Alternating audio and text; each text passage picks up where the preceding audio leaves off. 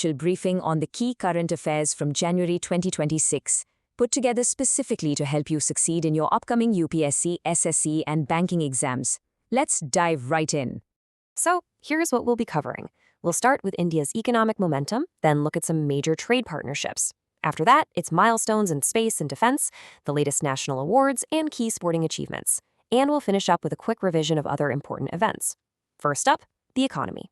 All right, let's talk about the economy. January gave us the first advanced estimates for the fiscal year, and, the numbers really do paint an interesting picture of where India is heading. The big headline figure, and this is absolutely crucial for your exams, is the projected real GDP growth of 7.4% for this fiscal year. Now, that's not just a number. It signals really strong economic activity, and it's a significant jump from last year's 6.5% growth. So the question is, where is this growth coming from? Well, the data shows a very clear driver: the services sector. If you look closely, financial and professional services are absolutely booming, with a projected growth of 9.9%. We're seeing similar strength in the public administration and defense sector, which altogether just highlights the really robust performance of our tertiary economy. Now, this strong domestic growth is being matched by an equally ambitious strategy on the global stage. January was truly a landmark month for India's trade policy, as we continue to expand our economic footprint all across the world. The major headline here was, of course, the conclusion of the India-European Union Free Trade Agreement. You might have heard it being called the mother of all deals, and you know what? It's being called that for a very good reason. This is probably the most comprehensive and ambitious trade pact in India's entire history. So let's break down what this deal actually means. Well, it gives India preferential access across 97% of EU tariff lines, which covers almost all of our trade. A key figure to remember is the massive boost for our labor-intensive sectors. We're talking over $33 billion in exports from areas like textiles and jewelry that are set to benefit. And for services, the EU has opened up 144 subsectors, which is just fantastic news for our world-class IT industry. And you have to understand, this EU deal is part of a much broader strategy. It didn't just happen in isolation. If we look at the other key agreements from this fiscal year, you can see a pattern of unique strategic pacts. For example, the agreement with the UK saves Indian companies 4,000 crore rupees. The one with Oman is the first ever to include Ayush. And the EFTA deal? That secured a massive $100 billion FDI pledge. Each one of these is a strategic win. So while India is expanding its economic reach here on Earth, our ambitions are also soaring to the stars. Let's turn to the latest milestones in space and defense, where January saw some really significant strides. Okay, let's get the key details of this mission down, because these are important. On January 12th, ISRO successfully launched its PSLV C-62 rocket from Sriharikota. The main payload was on Vesha, an imaging satellite that was developed by the DRDO. So the names to remember here are the mission, PSLV C-62, the satellite on Vesha, and the developer DRDO. All right, let's now shift to a segment that honors the stalwarts of our nation.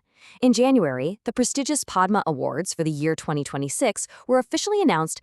This year, the President of India approved a total of 131 Padma Awards. Now, this includes 5 of the very prestigious Padma Vibhushan Awards, which is our second highest civilian honor, along with 13 Padma Bhushan Awards. Let's take a look at the 5 recipients of the Padma Vibhushan. 2 individuals, Shri Dharmendra Singh Deel in the field of art and Shri V.S. Achyutanandan in public affairs were honored posthumously. The other awardees are Shri K.T. Thomas for public affairs, M. Rajam for her incredible contributions to art, and Shri P.L. Narayan for his work in literature and education. And among the notable recipients of the Padma Bhushan, you can see a wonderful diversity of fields being recognized, from art with luminaries like Shri Mammootty and Miss Alka Yagnik, to trade and industry with Shri Uday Kotak, sports with Shri Vijay Amritraj, and medicine with Dr. Nori Dattatreyu. Truly remarkable. From national honors, let's turn to the sporting arena, where Indian athletes continue to set new benchmarks and raise the bar on the global stage. And we start with a truly historic achievement. 17-year-old Kamya Karthikeyanan has become the youngest female in the world to conquer the 7 Summits Challenge. Just think about that. She completed this incredible feat by scaling Mount Vinson, Antarctica's highest peak. It is just a monumental display of courage and determination. In another big win for Indian sports, Tokyo Olympic medalist and our star boxer Lovelina Borgohain has been appointed to the Athletes Commission of the new interim Asian boxing body. This is so important because it gives Indian athletes a powerful new voice in the governments of boxing right across Asia. All right, we'll now conclude with a quick revision round. Let's cover some other key facts from January that are really important for your preparation. First, the Sukanyaya Samriddhi Yojana.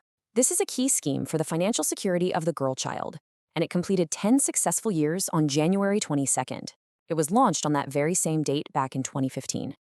Next up, an important update on GI tags. Nagri Ashwagandha from Rajasthan has now received the geographical indication tag, and as you know, this is a topic that is frequently asked about in competitive exams, so make a note of it.